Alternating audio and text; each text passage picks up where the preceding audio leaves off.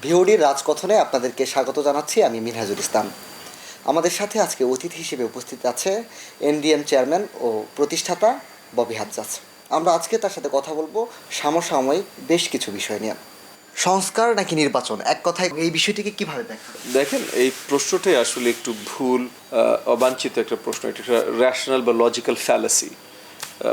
আপনি বলতেই পারেন আপেল খাবো না কমলা খাবো। আপনি যদি এরকম বলেন যে আপেল খাবো বা খাওয়া দাওয়া করব, নাকি সর্ট অফ আপেল খাবো না এই বই পড়বো, এরকম একটা ডিসকাশন যদি আসেন, তাহলে একটার সাথে আরেকটা কোনো সম্পর্ক নেই। সংস্কার একটা কন্টিনিউয়াস প্রসেস, এটা কন্টিনিউয়াসলি চলতে থাকবে। গত 6 মাস বা 7 মাস এই অন্তর্বর্তীকালীন সরকারের আমলে যতখানি সংস্কার হওয়ার কথা ছিল ততখানি হয়তো হয়নি, অত্যন্ত দুঃখজনক। বাট আগামী তো হতে থাকবে। নির্বাচিত সরকার এসে কন্টিনিউয়াস সংস্কার করতে থাকবে। এটার সাথে নির্বাচনের কোনো সম্পর্ক নেই। নির্বাচন জনগণের অধিকারের আদায়ের একটা প্রসেস। সো জনগণের অধিকার যেটা, যে তাদের সরকার তারা চুজ করবে, সেটার প্রসেসটা হলো নির্বাচন। এটা গত 16 বছর এটা থেকে জনগণ বঞ্চিত। সেটা যত শীঘ্রই জনগণের হাতে আবার তাদের এই অধিকারটা তুলে দেওয়া যায় তত শ্রেয়।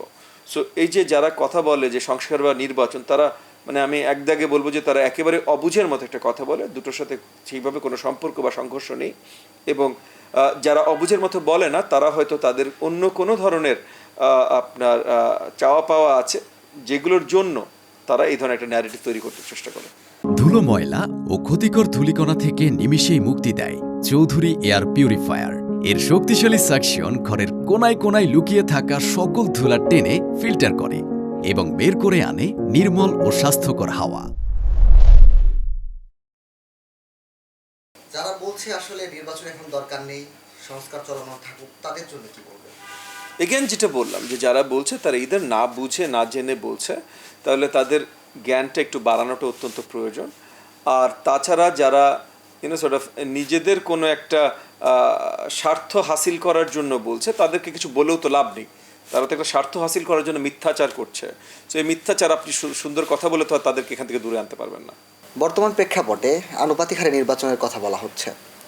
এই বর্তমান বাংলাদেশের প্রেক্ষাপটে আনুপাতিক হারে নির্বাচন কতটুকু ফলপ্রসূ হবে বলে আপনি মনে করেন?